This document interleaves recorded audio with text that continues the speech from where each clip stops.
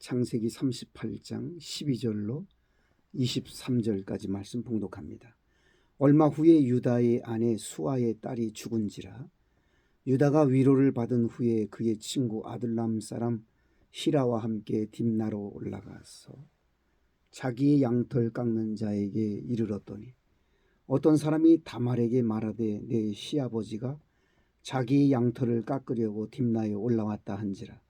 그가 그 과부의 의복을 벗고 너울로 얼굴을 가리고 몸을 휩싸고 딥나 길 곁 에나임 문에 앉으니 이는 셀라가 장성함을 보았어도 자기를 그의 아내로 주지 않음으로 말미암음이라.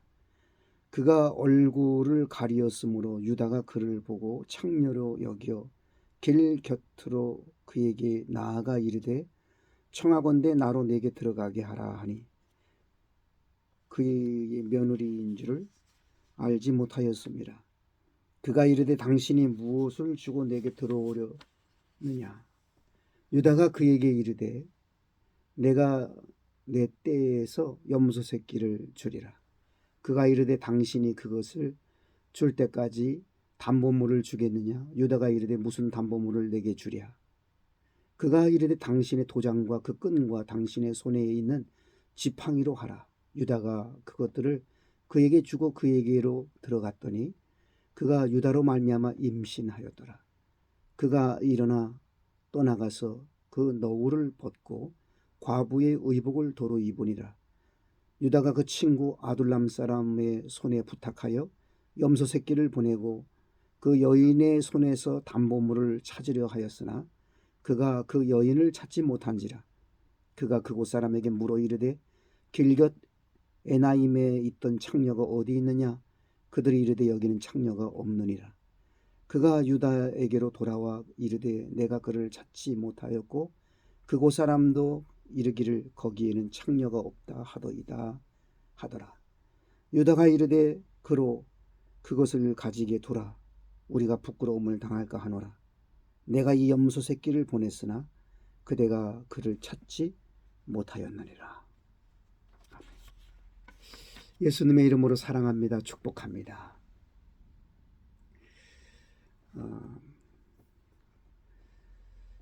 꿈 많은 요셉의 이야기가 계속 진행되다가 창세기 38장에 들어와서 유다의 이야기로 전환이 됩니다. 유다는 하나님이 기뻐하지 않는 결혼을 합니다. 하나님을 믿지 않는 사람과 가정을 이루게 되어서 아들 셋을 낳습니다. 첫째 아들은 엘, 둘째는 오난, 셋째는 셀라입니다. 아들 셋을 낳고 장자 엘에게 며느리를 다말이라고 하는 며느리를 붙여줘서 결혼하게 합니다.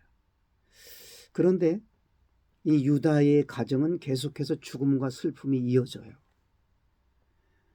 엘이 죽습니다. 자녀를 낳지 못하고 엘이 죽자 이 시대에는 관습이 있었습니다. 문화가 그렇습니다. 형의 후사를 잇는 그러한 관습이 있었어요. 형이 결혼해서 후사를 얻지 못하면 동생이 형수하고 함께 가정을 이루어서 대를 잇는 그러한 그 관습이 있었던 문화였습니다. 엘이라고는 형이 죽자 동생 오난이 형의 대를 잇기 위해서 형수 다말과 함께 가정을 이루었지만 둘째 아들 오난 역시 하나님 보시기에 악을 행하여 죽임을 당합니다. 어린 셋째 아들 셀라도 죽을까 봐 두려워서 유다는 며느리 다말을 친정으로 보내요. 그러고 나서 얼마 있지 않아서 오늘 12절 말씀 보면 유다의 아내가 죽습니다. 유다의 아내가 죽고 나서 위로를 받고 난 이후에 이제 유다의 아내가 죽고 유다가 위로를 받고 난 후에 유다가 딥나, 이 며느리 다말이 사는 딥나 지역에 자기 양털을 깎는 사람 집으로 유다가 올라가고 있었어요. 그래서 13절 보면 어떤 사람이 다말에게 그 사실을 알려주고 있습니다. 내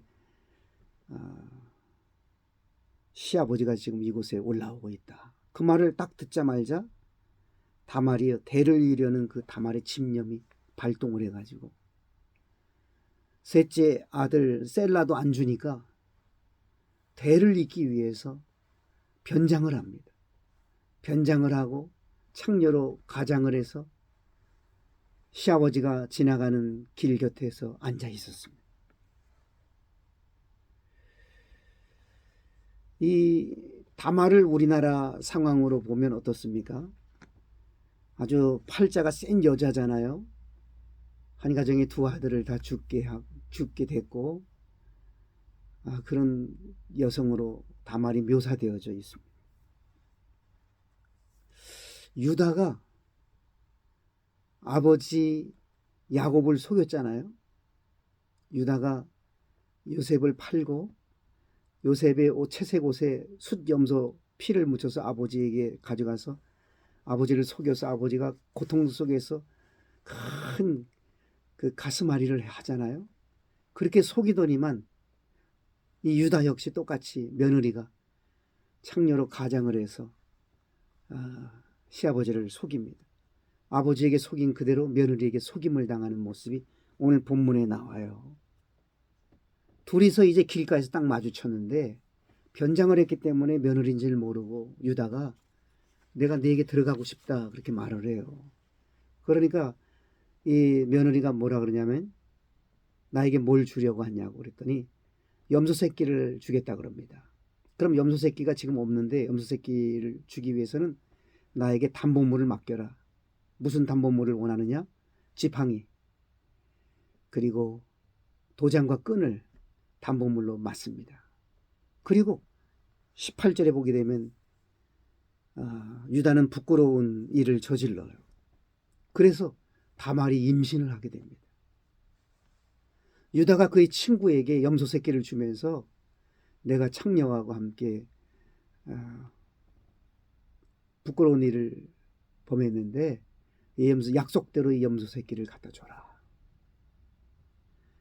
이 창녀에게는 약속을 지키려고 하면서 며느리에게는 약속을 안 지키잖아요. 며느리에게 어떤 약속을 했습니까? 셋째 아들 셀라와 함께 가정을 이루는 것이 약속인데 그 약속을 유다가 어기니까 이 창녀와는 약속을 지키려고 하고 며느리하고는 약속을 지키지 않는 유다의 이중적인 모습이 보이죠. 그래서 유다의 부탁을 받은 친구가 그곳에 갔더니 그곳에는 없는 거예요. 창녀가. 사람들에게 물어봤더니 여긴 창녀가 없다 그래요. 도로 염소 새끼를 가지고 돌아가서 이 말을 합니다.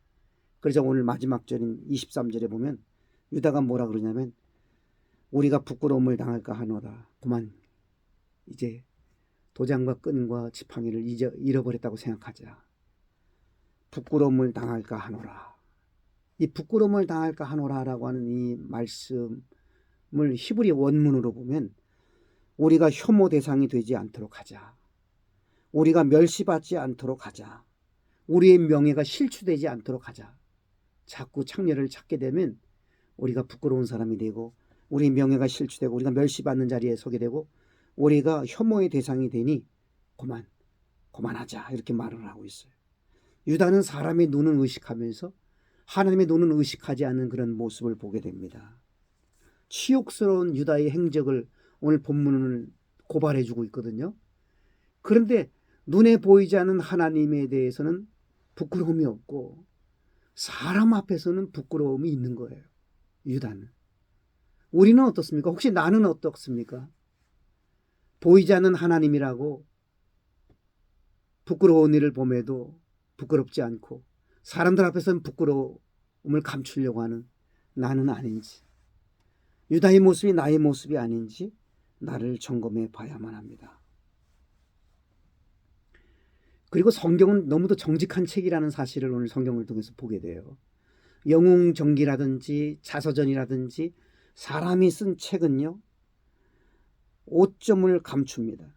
미화시키고 과장시켜서 좋은 점만 기록하고 좋지 않은 점도 좋은 것처럼 이렇게 만들어내는 것이 세상 책이에요. 그런데 하나님의 책인 성경책은 적나라하게 보여져요. 유다. 사실은 유다 가문을 통해서 메시아가 오시거든요. 요셉 가문을 통해서 메시아가 오지 않아요. 놀라운 사실이.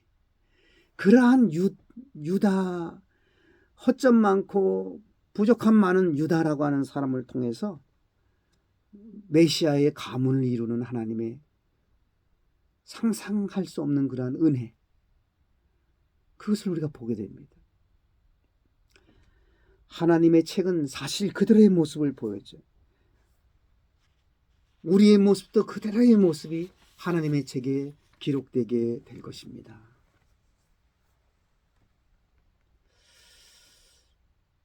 다말은 참 부끄러운 사람이죠. 다말 역시도 시아버지하고 함께 잠을 자서 씨를 얻으려고 하는, 얼마나 그 집념이 뜨거웠으면, 대를 이루는 집념이 뜨거웠으면 그렇게 했겠느냐 생각할 수도 있겠습니다만 참 부끄러운 일이에요. 다말도. 그러나 다말이라는 사람을 통해서 메시아의 계대를 이어가는 그 이야기를 우리는 주목을 해야 하는 것입니다. 오늘 제목을 보시면 하나님과 멀어진 유다의 부끄러운 행위, 그렇게 되어져 있습니다. 하나님과 멀어지면 부끄러운 행위를 할 수밖에 없는 것이 우리의 연약한 존재라는 거예요. 그래서 하나님을 가까이 함이 복인 거예요. 하나님과 멀어지면 멀어질수록 우리는 죄와 가까워지지만, 하나님과 가까워지면 가까워질수록 우리는 복이 되고 은혜가 되고 축복이 되고, 하나님의 역사가 우리와 함께 한다는 사실입니다. 오늘 하나님과 가까이 할 수 있는 우리가 되어야 되어 있습니다. 하나님과 가까이 하여서 부끄러움을 범하는 우리의 발걸음이 아니라 자랑스러운 발걸음, 떳떳한 발걸음, 하나님께서 기뻐하시는 삶의 모습으로 오늘을 살아가야 하겠습니다. 우리의 책에는 오늘 어떤 행적이 기록될까요? 부끄러움의 행적이 기록되는 것이 아니라 아름다운 행적이 기록되는 그런 날이 되도록 해야 하겠습니다. 하나님의 은혜가 함께 하시기를 우리 주님 예수님의 이름으로 축복합니다. 하나님 아버지 감사합니다. 오늘도 우리의 발걸음의 행적이 아름답고 멋지고 복되기를 원합니다. 하나님 아버지, 간절히 기도합니다. 우리를 도우시고 우리에게 은혜를 입혀 주옵소서. 오늘도 하나님 주일을 잘 준비하는 날 되게 하시고 하나님께 영광, 하나님께 영광, 하나님께 영광이 되게 하옵소서. 우리 구주 예수님의 이름으로 기도드리옵나이다. 아멘. 지금은 우리 주님 예수 그리스도의 은혜와 우리 하나님 아버지의 무한하신 사랑하심과 보혜사 성령님의 감화 감동 교통위로 충만하심, 하나님 아버지 앞에 예배하는 온 백성들 머리 위에 영원히 함께 하옵시기를 간절히 축원하옵나이다. 아멘.